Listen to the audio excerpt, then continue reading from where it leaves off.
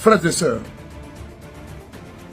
c'est un monsieur qui a décidé d'être partout, à tous les niveaux, afin d'apporter le bien-être au peuple, à son peuple. Oui, à son pays, pour son pays. Déterminé à apporter toujours le bien-être pour ses contemporains. Capitaine Ibrahim Traoré. Frères et sœurs, vous allez voir un exercice auquel il se prête aujourd'hui qui est sans précédent.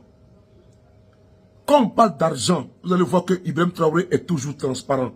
Écoutez vous-même l'arbitrage au niveau du budget de Burkina Faso. Comment Ibrahim Traoré connaît également l'économie. On l'écoute ensemble, vous et moi. C'est un exercice nouveau, c'est ça? On va dire que on n'a pas l'habitude de faire ça, mais c'est nécessaire.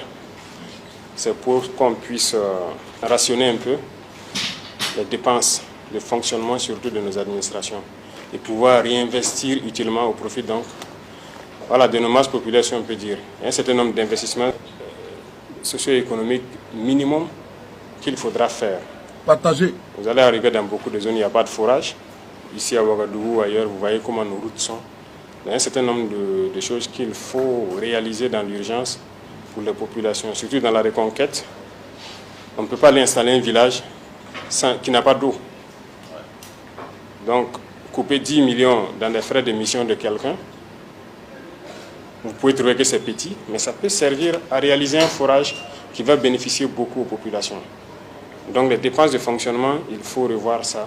Et les investissements, il faut les voir de manière très structurante. Donc il y a un certain nombre de projets, même dans l'administration, qu'on est en train de réarticuler. Des projets dont on a pris les dettes il y a longtemps, mais l'objectif visé, on ne voit rien de concret sur le terrain. Et quand c'est comme ça, on arrête le projet, on restructure le projet. Si les structures qui ont donné les prêts ne veulent pas, on abandonne et on passe à autre chose. C'est la même chose qui fait que nous, aujourd'hui, on n'aime pas prendre les prêts tant que ce n'est pas structurant. Voilà, il y a des termes assez communs dans les différents projets là, qui ne nous permettent pas de voir quelque chose de structurant. Donc c'est un peu l'objectif. Et aussi, il y a certaines lignes du projet que je souhaiterais en tout cas que vous m'expliquiez, si je pose des questions et tout. Mais beaucoup de lignes, ça concerne surtout le fonctionnement, qu'on va réduire beaucoup. Voilà, donc à vous aussi d'expliquer ça aux différents agents. C'est l'austérité 2025, c'est une année charnière pour nous. On a besoin d'agir de manière tranchante au profit donc de toute la masse populaire. Donc merci et on va aller donc très vite sur certains sujets pour mieux comprendre vos activités. Partagez la vidéo, partagez ce que partagez.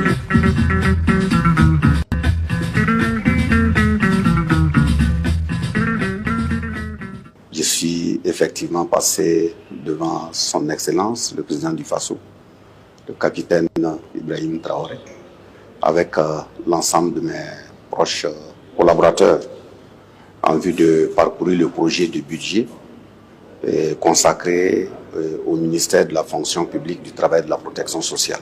C'est une séance que j'ai saluée à justice, partagez, dans la mesure où la façon dont ça s'est déroulé s'est fait de façon assez transparente, directe, sans détour.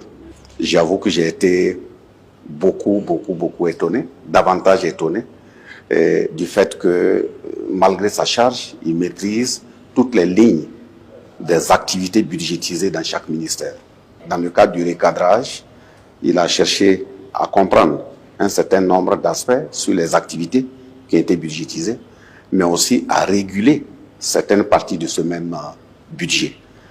Dans cette régulation, on est parvenu au niveau du ministère à une réduction de 122 millions sur un certain nombre d'activités. C'est ma première fois de voir les ministres passer devant le chef de l'État en termes de régulation du projet de budget en lien avec les ministères.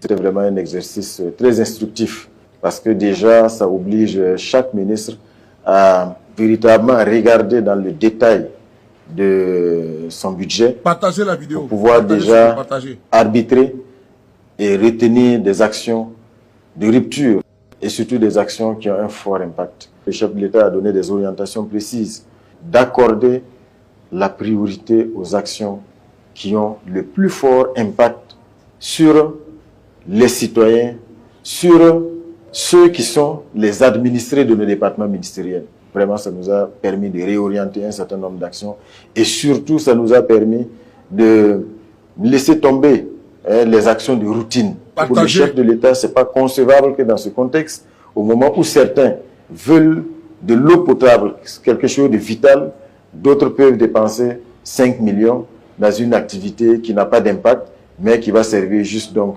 à payer les frais de mission à des agents. Il faut venir activité après activité pour juger de la pertinence et de l'impact afin d'avoir l'autorisation et la validation du chef de l'État. Si ce n'est pas le cas, l'activité est tout simplement ajournée et le budget qui était affecté va être donc réorienté vers d'autres actions précises.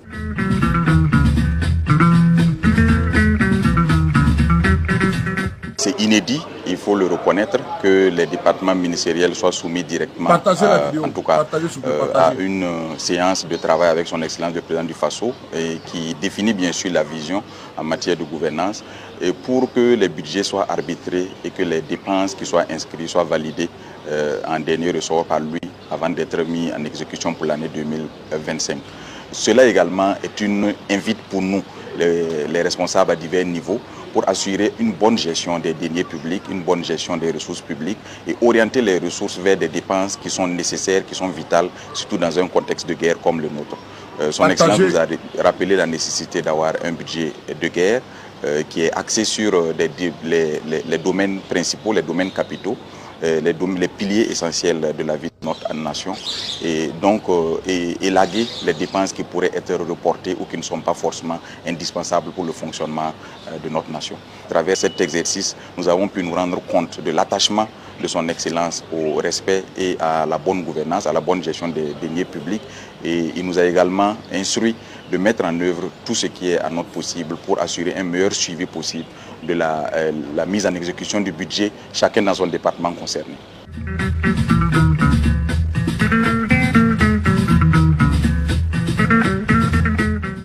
Sauf erreur de notre part, il s'agit d'une première au plan national et même à l'échelle mondiale. Il s'agit de types d'exercices qui sont rares vu l'implication du premier responsable, la première autorité du pays. L'exercice nous a permis de recueillir les orientations et les directives du chef de l'État qui visent un objectif fondamental.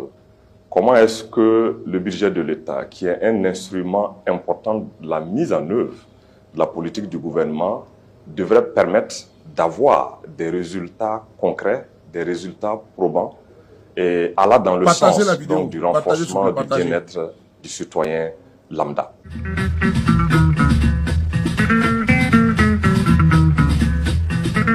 Il nous a instruit de mener certaines activités en collaboration avec l'initiative présidentielle pour le développement communautaire. Il a également instruit de prendre en compte la question de l'assistanat et l'assistanat prolongé, de l'éviter en permettant de prendre seulement en charge les personnes vulnérables pendant une période courte, mais surtout en les faisant travailler, en les faisant produire pour se prendre elles-mêmes en charge. Le chef de l'État a également instruit qu'on puisse suivre et orienter nos directeurs par rapport à l'exécution ou à l'inscription de leur activité, parce que la plupart des cas, les budgets servent plutôt à faire des missions.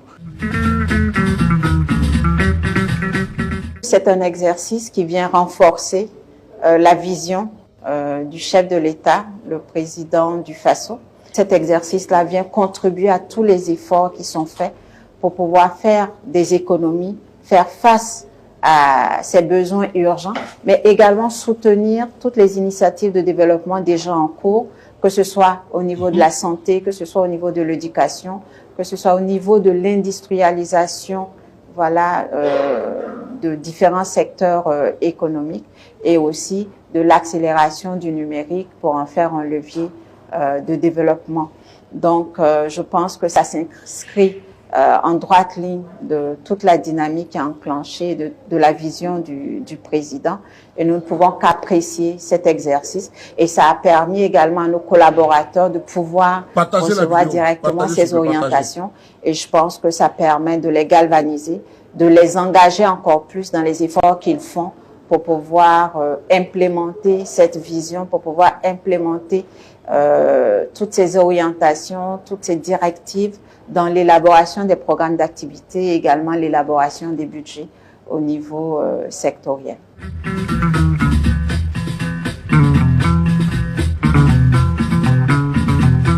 Avant de soumettre le document en séance plénière en conseil, Son Excellence, le président du Faso, a tenu à ce qu'on puisse avoir ce travail-là d'arbitrage, encore une fois, pour nous permettre de passer en revue la prise en charge correcte des priorités et également de pouvoir dégager des espaces budgétaires en rationalisant au maximum tout ce qui est dépenses de fonctionnement pour pouvoir les réorienter sur les dépenses d'investissement. Surtout, on a arbitré les charges de fonctionnement parce qu'il y avait quelques marges, donc on a essayé de les réduire ces marges-là pour pouvoir, l'économie qu'on a fait, on va réorienter sur nos dépenses prioritaires d'investissement.